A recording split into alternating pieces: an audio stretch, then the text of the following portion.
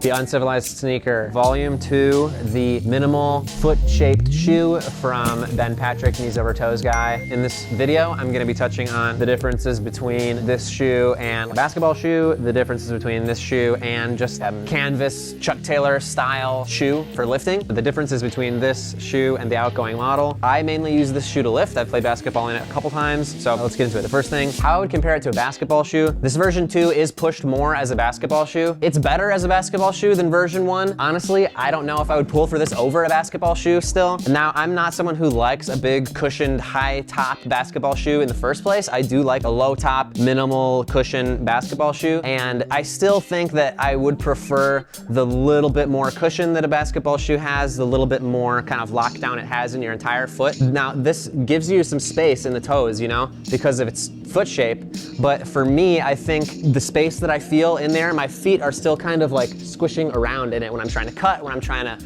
move and change directions really quickly. I think that extra bit of tightness in the toes on a basketball shoe, a normal basketball shoe, is something that I like. It just makes it feel like it's not fitting as well, you know? It does fit. You need that space of the foot-shaped toe box to get the effects of this shoe, but I think while playing basketball, it's not something that I really prefer. Now, if I was traveling or something and I only had one shoe for the gym, I would bring just this shoe. I wouldn't bring a basketball shoe as well. You know, it's tolerable and it works and it's better than the last one. And if you only want to bring one shoe somewhere, it'll be totally fine. But like I said, just for me personally, I think a basketball shoe is a little bit better.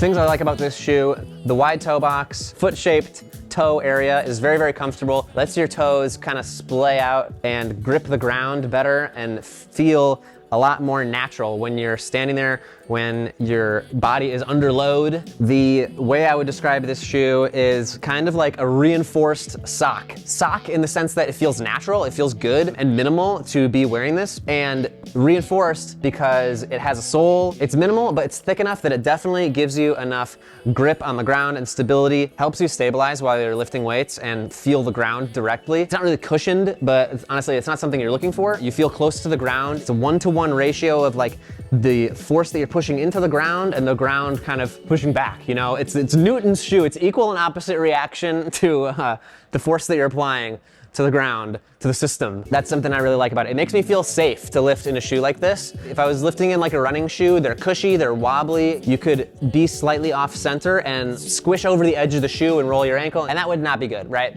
So the way that this makes me feel when I'm under load and I'm pressing it into the ground makes me feel in control, makes me feel stable and safe, and it makes me almost forget that it's there, which is great. It is 0 drop, which means the heel is no higher than the toe. So a lot of running shoes, they have a thick heel area and it slants down. The toe area is lower than the heel, and that's not the case with these. It's flat across the bottom, which contributes, like I said, to the balance and the control and the stability that you feel when you're lifting weights in this shoe.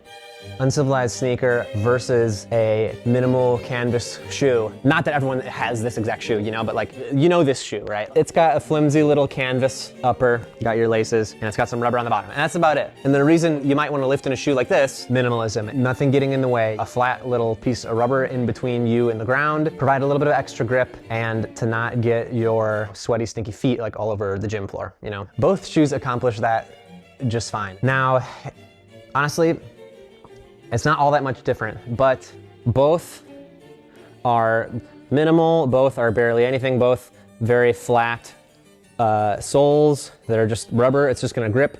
As you can see, there's more grip over here. You kind of have more lateral traction ability. This is kind of more of a straight back and forth type of traction. The main difference up here is the toe box. You get a lot more spread in the Uncivilized Sneaker than something like this. It just goes straight up like this. It locks your toes in straight. It maybe pushes your toes inwards once you get towards the top. And here, it lets you spread your feet out. It lets you have a bit more control and stability on the lateral edges of your foot, more so than a straight canvas sneaker, which helps you lift safer. It helps you have more control of your body. It's just a little bit more dialed up everywhere. It's gonna have a little bit more cushion in the upper, a bit more grip and traction on the ground, a thicker sole, but not so thick that you're squishing on the top of some, you know, like 40mm marathon shoes. The difference with this shoe that I think makes it worth stepping up from a cheap canvas sneaker is the foot-shaped toe box, like I've been talking about. And I think for that reason, it's worth getting something that's a bit more specialized for the activity that you're doing instead of, you know, something like that. The differences between this shoe and the outgoing model, this definitely has a way better fit than the last one, fits more true to size. Another difference, I don't know what this part of the shoe, like the part that's around what holds your foot in, you know, like around the ankle, that's a bit more cushioned, a bit more robust. It's a little tighter to get your foot in than the last one because of the main difference. They took away the like strap over kind of Velcro thing that you would tie it and then you'd tie the strap over, and that was how you put on the number one.